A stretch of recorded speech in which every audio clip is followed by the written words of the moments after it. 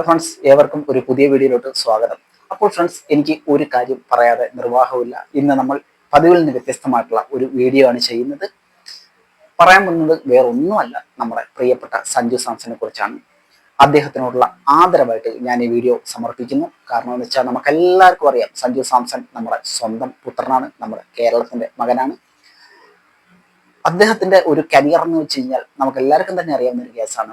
ഒരുപാട് അവഗണനകൾ നേരിട്ട, ഒരുപാട് പ്രതിസന്ധികൾ നേരിട്ട ഒരു വ്യക്തിയായിരുന്നു അദ്ദേഹം. അദ്ദേഹത്തിന്റെ ലൈഫിലുടനീളം, അല്ലെങ്കിൽ അദ്ദേഹത്തിന്റെ ക്രിക്കറ്റ് കരിയറിലുടനീളം തന്നെ ഒരുപാട് അവഗണനകൾ അദ്ദേഹം നേരിട്ടിട്ടുണ്ട്. പലപ്പോഴും ടീമിലോട്ട് സ്ഥാനം കിട്ടുന്നു, അതേപോലെ തന്നെ പുറത്താക്കപ്പെടുന്നു, വീണ്ടും ടീമിലേക്ക് വിളിക്കും, പുറത്താക്കപ്പെടും, മെയിനായിട്ടുള്ള മാച്ചുകൾ കളിപ്പിക്കാതിരിക്കുന്നു. അദ്ദേഹം അതിനെ പലപ്പോഴും പറയുന്നതെന്ന് വെച്ച് കഴിഞ്ഞാൽ അദ്ദേഹത്തിന് വലിയൊരു ഇന്നിങ്സ് കളിക്കാൻ പറ്റുന്നില്ല, അല്ലെങ്കിൽ അദ്ദേഹം ഫോം ഔട്ടാണ് എന്നായിരുന്നു എല്ലാവരും അദ്ദേഹത്തെ കുറിച്ച് പറഞ്ഞിരുന്നത്. പക്ഷേ ഇന്നലത്തെ ഒരു ദിവസം, കാലം കാത്തുവെച്ച കാവ്യനിധി എന്ന് കവികളൊക്കെ പറയുന്നത് വെറുതെ അല്ല. ഇന്നലത്തെ ഒരു ദിവസം സത്യത്തിൽ ഇന്നലത്തെ ആ ഒരു കളി കണ്ടതിന്റെ ആ ഒരു രോമാഞ്ചം ഇപ്പോഴും മാറിയിട്ടില്ല എന്ന് തന്നെ പറയാം.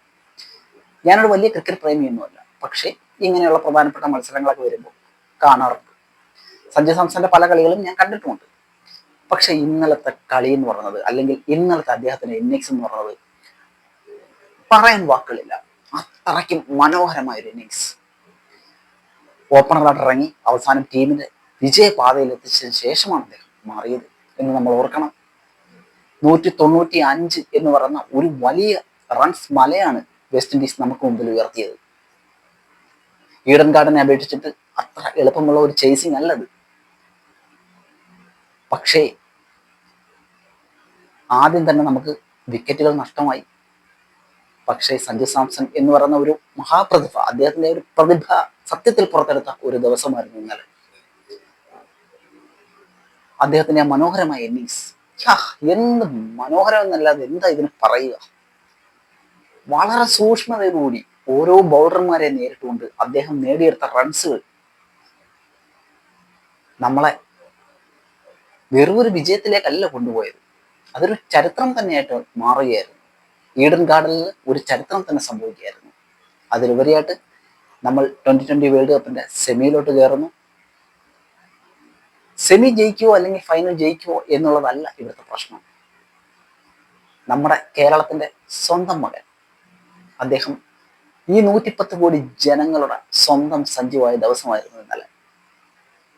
അദ്ദേഹത്തെ എഴുതി തെളിയവർക്കുള്ള ഏറ്റവും അദ്ദേഹത്തിന് കൊടുക്കാൻ പറ്റിയ ഏറ്റവും വലിയ മറുപടിയായിരുന്നു ഇന്നലെ അദ്ദേഹം കൊടുത്തത്. ഞാൻ ഒരുപാട് വീഡിയോകൾ ഞാൻ കണ്ടു.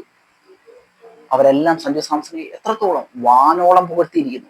ഇന്നലെ വരെ അദ്ദേഹത്തെ വളരെ മോശമായിട്ട് പറയുന്നവർ പോലും ഇന്ന് അദ്ദേഹത്തെ വാനോളം പുകഴ്ത്തിക്കൊണ്ടിരിക്കുകയാണ്. അതിനൊരു കാരണമുണ്ടെന്നുണ്ടെങ്കിൽ അത് അദ്ദേഹത്തിന്റെ പ്രതിഭ തന്നെയാണ്. കാരണം കഴിവുണ്ടെന്നുണ്ടെങ്കിൽ, ഡെഡിക്കേഷൻ ഉണ്ടെന്നുണ്ടെങ്കിൽ ഒന്നും നിങ്ങൾ തളർത്താൻ പറ്റില്ല എന്ന് അദ്ദേഹം തെളിയിച്ചിരുന്നു. ഇത് ഓരോരുത്തർക്കുള്ളൊരു പാഠമാണ്. ആരെങ്കിലും എന്തെങ്കിലും പറയുന്നത് കേട്ടോണ്ട് തളർന്നു കുത്തിയിരുന്ന് സ്വന്തം ജീവിതം നഷ്ടപ്പെടുത്തി കളയുന്നവർക്കുള്ളൊരു പാഠമാണിത്.